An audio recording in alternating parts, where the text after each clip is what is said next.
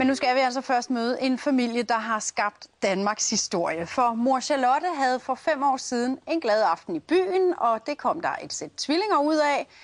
Det er der jo faktisk ikke noget mærkeligt i. Det usædvanlige består i, at det med 99,99% sikkerhed nu viser sig, at tvillingerne har hver sin far. Velkommen til hele den brogede familie. Tak fordi I vil komme her fra Skagen, skulle jeg til at sige. Hvis nu vi skruer tiden sådan cirka 5 år tilbage, nytårsaften. Ja. Kan du prøve at beskrive, hvad der foregik den nytårsaften med dig? Jamen, man skyder nytår ind. Sådan på flere forskellige måder. Og det synes jeg også mig og Tommy, vi skulle gøre. Ja, så du tager over til Tommy. Ja. Ja, husker du den aften også, Tommy? Ja, jeg tændte for en stor raket, så du sidder lige stille, ikke også? Okay. Og så gik det. Det skulle. Ja, men... Så vil jeg sige, at det var ikke en fuser. Nej, det var ikke. Nej, fordi der gik ikke så lang tid. Det var jo sådan nærmest samme aften. Så var Charlotte over hos dig. Ja, kom hjem fra jeg passede de 2 store. Så ja... Skændes lidt, og så var det et eller andet forsonelse. Sådan lidt forsoningssex. Så var der knald i den igen. Hvad siger du? Så var der knald i den igen. Så var der knald i den igen, okay. Godt, men det vil altså sige, at fordi jeg skal måske lige uddybe, I har 2 børn i forvejen. Ja. Godt. Så er det så, altså inden for de samme 48 timer har du været sammen med de her 2 skønne herrer. Så finder du ud af, at du er gravid. Det er faktisk, man får det at vide. Er du en skøn her? Har du fået det at vide før? Nej, det er ikke så tit. Nå, okay. Hun er ikke så rabbet i replikken sådan med det. Nej, okay, men hun er åbenbart et godt tag på jer, kan man da sige. Men Charlotte, så finder du ud af, at du er gravid. Hvad tænker du i det øjeblik omkring, hvem faren må kan være? Jeg tænkte ikke så meget over det. Fordi det var som om, da det endelig blev op, da man var gravid, og man havde været ved lægen, så som om, så måtte man jo gå til bekendelse over for dem begge 2. Hvad sagde du så? Jeg kan faktisk ikke helt huske det ordret, men det var nok sådan et eller andet til Tommy med, at jeg tror faktisk, det var ham, jeg gik til først, at jeg er gravid, og ja, jeg ved godt nok ikke lige, om det er dit eller om det er Michaels, fordi at jeg har også været sammen med Michael. Og hvad tænker du her, Tommy, når Charlotte kommer og siger det?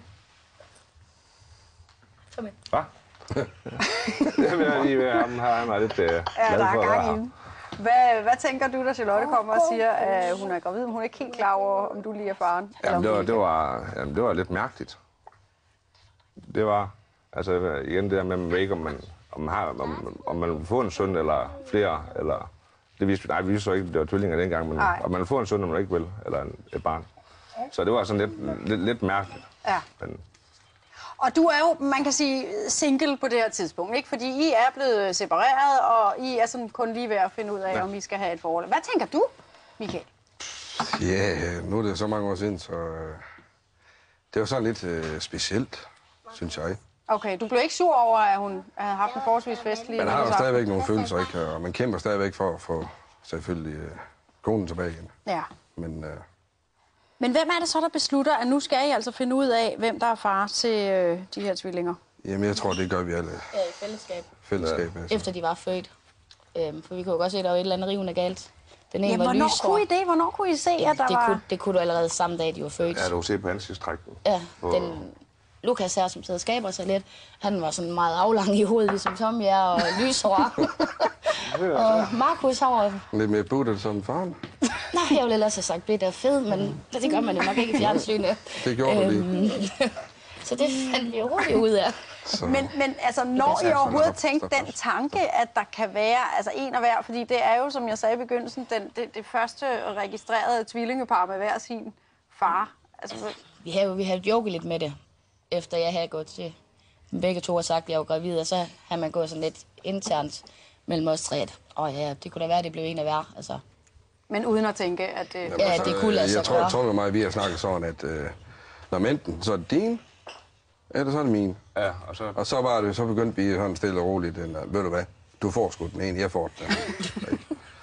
Og det blev så resultatet. Ja, fordi da I så hører, det er statsamtet, I får at vide, eller at DNA-testen faktisk viser, at der er en af hver. Ja. Hvordan reagerer I? Jo, det var da meget Du ringte til Michael med det samme. Du nogle gange næsten og så når du får de papirer der og sådan noget der. Ja, men du står til far og til Lukas, og jeg står far til Markus, ikke? Jamen, hvad står der på dine papirer, ikke? Og så blev der bare bladret op.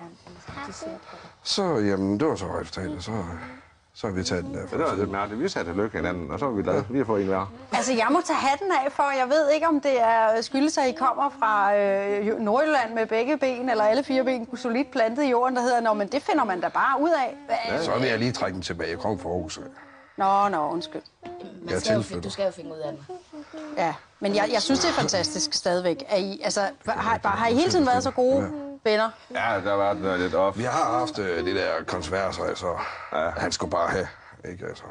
Men det kom over igen, og vi fik snakket sammen, og vi har festet nogle gange. Ja. Altså, jamen, det er kørt som... Altså, som der står skrevet i den artikel, ikke? Jamen, han har nøglen, og jeg har nøglen, men sengen, den beholder de. Ja, altså, nu har jeg godt nok her tidligere kaldt ham for vores anden søn, men altså, det er sådan et ægteskab.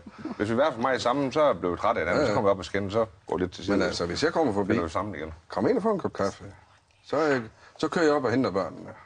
Altså, det må da være en fantastisk situation at være i, Charlotte. Det er også. Altså, nogle gange så går det være træls.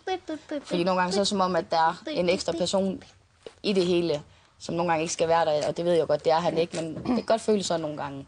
Men det er jo skønt for børnenes skyld, at han er der, og vi kan finde ud af det, og igen det der, det skal man jo også bare, når der er børn. Det er jo men ikke hvordan finder I egentlig ud af det? Fordi altså Markus og Lukas, de er jo søskende, halvsøskende, eller Lukas nok finde ud af det. Altså, hvordan deles I så? Hvordan fungerer det i dagligdagen? Jamen, det fungerer. Tommy, han er jo sådan set i gåseøjne far for alle 4. Selvfølgelig, altså det er jo kun Lukas, der kalder ham rigtig far. Hvor de 3 andre, jamen det er sådan en gang imellem, jamen så er det far, og så står de sådan lidt, gud, jeg kom til at kalde Tommy for far, så bliver det sådan lidt, og så leger de videre, eller siger noget videre til Tommy som om, og de sidder og kliner op ved ham og alt muligt. Hvor Lukas, men det er jo bare så siger far, ikke, han ser mig, ikke? Og nogle gange, når jeg har Lukas med ind, så spørger han også nogle gange, jamen hvornår skal jeg ind til dig igen? Ikke? Så han ligesom være sammen med mig også. Ja. Og jeg ligger ikke, jeg kan lide Lukas lige så meget, jeg kan lide Markus, og jeg kan lide med andre børn, altså. Fantastisk. Der er ikke noget. Det er igen til det her. Altså, og jeg kan sidde med Lukas, ikke? For eksempel dåbsbilledet. Der står jeg jo så med, og ikke Lukas. Ja, du står med Lukas og Markus. Hvor jeg står med Lukas, og han står med Markus, ikke? Det er jo sådan lige modsat. Ikke? Men altså, der er ikke noget. Det synes jeg er fantastisk. Lukas og Markus, er I glade for jeres familie? Lukas, synes du Ja, det er din far. Det kan jeg godt se. Og så er det jo første gang, I har været i København. Er det ikke, unger? Okay. Lukas, hvad har du oplevet over i København i dag?